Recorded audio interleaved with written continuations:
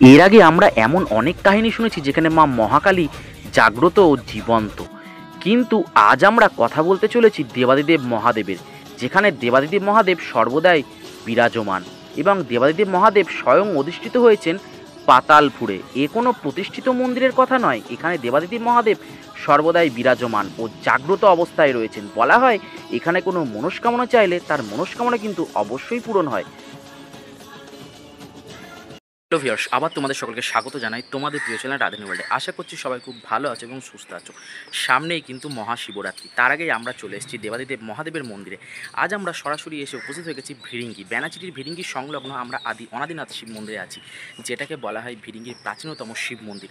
এবং বলা হয় এখানের যে শিবলিঙ্গ তা কিন্তু কোনো রকম প্রতিষ্ঠিত নয়, পাতাল ফুঁড়ে কিন্তু বাবা কিন্তু স্বয়ং এখানে অধিষ্ঠিত হয়েছেন এবং এক জাগ্রত মহাদেবের মন্দিরে কিন্তু আজ কিন্তু আমরা সরাসরি কিন্তু চলে এসেছি। তাই সকলে কিন্তু এই মহাশিবরাত্রিতে কিন্তু এসে কিন্তু বাবার দর্শন করতে ভুলবেন না। তো বেশি দিন করে চলো শুরু করি। যদি ভিডিওটা ভালো থাকে অবশ্যই লাইক করে দেবেন, চ্যানেল সাবস্ক্রাইব করে দেবেন আর লাইক শেয়ার কমেন্ট করতে একেবারেই ভুলবেন না। চলুন শুরু করি।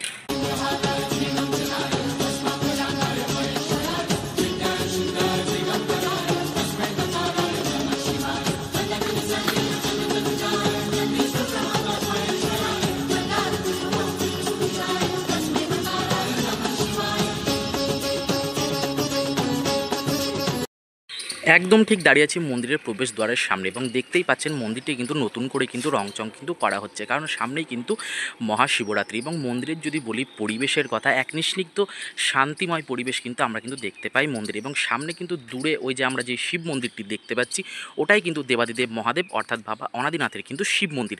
এবং এখানে এক অলৌকিক ঘটনা যেটা আমরা দেখতে পাই, যেখানে দেবাদিদেব মহাদেব স্বয়ং অবতীর্ণ হয়েছেন পাতালপুরে। এবং দেখতেই পাচ্ছেন এখানে যে শুধু দেবাদিদেব মহাদেব রয়েছেন তা কিন্তু নয়, এখানে রয়েছে এই যে মঞ্চ, এখানে বিভিন্ন রকমের যে সাংস্কৃতিক অনুষ্ঠান সেটা হয়ে থাকে।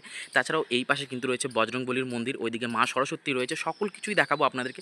কিন্তু তার আগে প্রথমেই আমরা সরাসরি চলে যাব মন্দিরের ভেতরে এবং মন্দিরে গিয়ে কিন্তু আমরা দেবাদিদেব মহাদেবের দর্শন কিন্তু করে নেব, কারণ এখানে দেবাদিদেব মহাদেব কিন্তু খুবই জাগ্রত এবং গোটা ব্যানাচিটির বুকে কিন্তু অত্যন্ত প্রাচীনতম কিন্তু মহাদেবের মন্দির কিন্তু এটাই। এখন একদম ঠিক মন্দিরের যে প্রাঙ্গণ আমরা একদম সেখানেই কিন্তু দাঁড়িয়ে রয়েছি এবং প্রত্যেক বছর কিন্তু মহাশিবরাত্রিতে কিন্তু এখানে কিন্তু আপনাদের প্রিয় চ্যানেল রাধেনী ওয়ার্ল্ড কিন্তু আসেন এবং বিভিন্ন রকম কিন্তু লাইভের মাধ্যমে বা ভ্লগের মাধ্যমে প্রত্যেক বছরই কিন্তু আমরা কিন্তু আপনাদের কিন্তু সেই দৃশ্য কিন্তু তুলে ধরি আপনাদের সামনে। এই বছরও মহাশিবরাত্রিতে কিন্তু আমরা আসবো, কিন্তু মহাশিবরাত্রির ঠিক আগেই কিন্তু দেবাদিদেব মহাদেবের এই অলৌকিক কাহিনী, এই জাগ্রত মহাদেবের কাহিনী আপনাদেরকে জানিয়ে চলেছি, কারণ এখানে এলে অবশ্যই আপনাদের মনস্কামনা পূরণ হবে, কারণ এখানে কিন্তু দেবাদিদেব মহাদেব স্বয়ং বিরাজমান এবং স্বয়ং পাতালপুরে কিন্তু অবতীর্ণ হয়েছেন। এখন আমরা আস্তে আস্তে কিন্তু মন্দিরের ভেতরে কিন্তু যেতে চলেছি। দেখতেই পাচ্ছেন এখানে কিন্তু আমরা দেখতে পাচ্ছি সামনে কিন্তু দেবাদিদেব মহাদেবকে। আমরা একটু ভেতরে যাব, ভেতরে গিয়ে কিন্তু আমরা সরাসরি কিন্তু আমরা কিন্তু দেবাদিদেব মহাদেবের কিন্তু দর্শন কিন্তু করিয়ে নেব। তাই এখন একদম আমি কিন্তু রয়েছি একদম মন্দিরের প্রবেশ দ্বারের সামনে।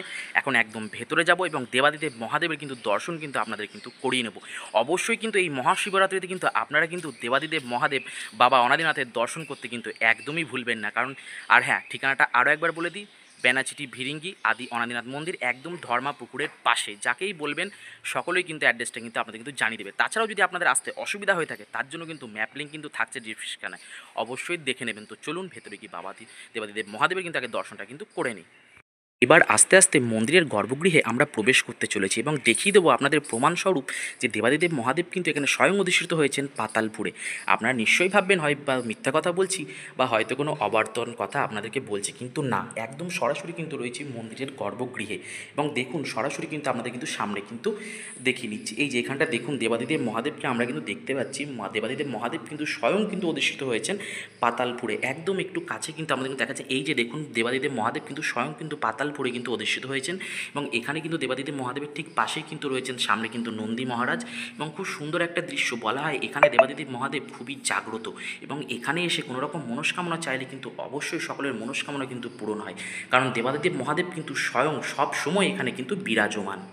এখন একদম মন্দিরের ভেতর থেকে কিন্তু বাইরে চলে এসেছি, একদম দাঁড়িয়ে আছি মন্দির প্রাঙ্গণে। তো আপনাদেরকে বলে দিই মহাশিবরাত্রিতে কিন্তু অবশ্যই কিন্তু দেবাদিদেব মহাদেবের দর্শন করতে কিন্তু একদমই ভুলবেন না, কারণ এখানে কিন্তু দেবাদিদেব মহাদেব কিন্তু খুবই জাগ্রত এবং সর্বদাই কিন্তু বিরাজমান। আপনারা সকলেই কিন্তু দেখে নিলেন যে দেবাদিদেব মহাদেব কিন্তু এখানে কিন্তু অধিষ্ঠিত হয়েছেন পাতালপুরে, অর্থাৎ দেবাদিদেব মহাদেব কিন্তু এখানে কিন্তু প্রতিষ্ঠিত করতে হয়নি, তিনি নিজেই এখানে প্রতিষ্ঠিত হয়েছেন এবং তিনি নিজেই এখানে কিন্তু সর্বদাই কিন্তু বিরাজমান।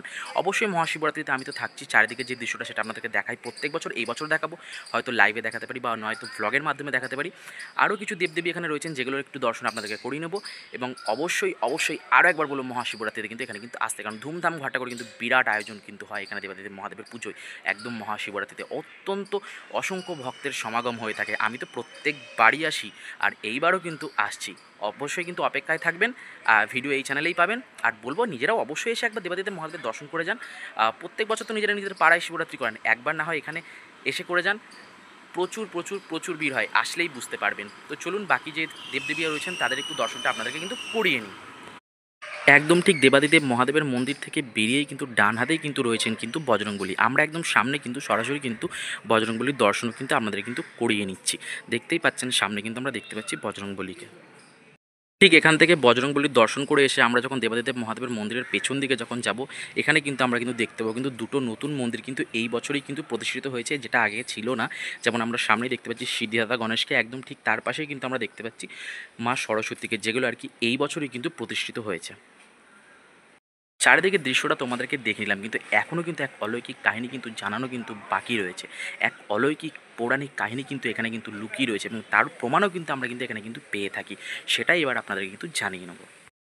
এই যে মন্দিরের সামনেটা আমরা দেখতে পাচ্ছি, বলা হয়ে থাকে আজ থেকে যখন প্রায় বহু কাল আগে এই মন্দির যখন ঘন জঙ্গলে পরিপূর্ণ ছিল, ঘন বনে ঢাকা, তখন বলা হয়ে থাকে নাকি মাতারানীর যে বাঘ, সে কিন্তু এখানে কিন্তু বাস করতেন, এবং তার কিন্তু পায়ের ছাপও কিন্তু রয়েছে কিন্তু এখানে প্রমাণ স্বরূপ। এবং দেখতেই পাচ্ছেন এই জায়গাটা একটু পাতা পাতা দিয়ে ঢাকা, যখন মহাশিবরাত্রি যখন চলবে তখন কিন্তু আমাদের কিন্তু দেখাবো তার পায়ের ছাপটা কিন্তু এখানে কিন্তু থাকে, যার জন্য এই জায়গাটা কিন্তু অত্যন্ত পবিত্র মানা হয় এবং চারিদিকটা কিন্তু ঘিরে রাখা হয়েছে। প্রায় এখন বুঝতেই পাচ্ছেন বিভিন্ন জায়গায় বৃষ্টি, তারপরে এই যে খরা, এইসব কারণে কিন্তু এই জায়গার যে মানে যে বাঘের যে পায়ের যে ছাপটা যেটা ছিল, মাতারানির যে বাঘের পায়ের ছাপটা ছিল, সেটা প্রায় এখন কিন্তু লুপ্ত প্রায়। কিন্তু শিবরাত্রির সময় কিন্তু তাও অনেক অত্যন্ত একটু হালকা ফুলকা হলেও কিন্তু দেখা যায়, তখন কিন্তু অবশ্যই কিন্তু তোমাদের কিন্তু আমি কিন্তু দেখিয়ে নেবো। কারণ সকলে কিন্তু ভিডিওর কিন্তু অপেক্ষায় থেকো, কারণ মহাশিবরাত্রিতে কিন্তু একদম কিন্তু আমরা কিন্তু অনেক মন্দির থেকে কিন্তু হয় লাইভ, নয়তো নতুন কোনো ভ্লগ নিয়ে কিন্তু অবশ্যই কিন্তু আসবো।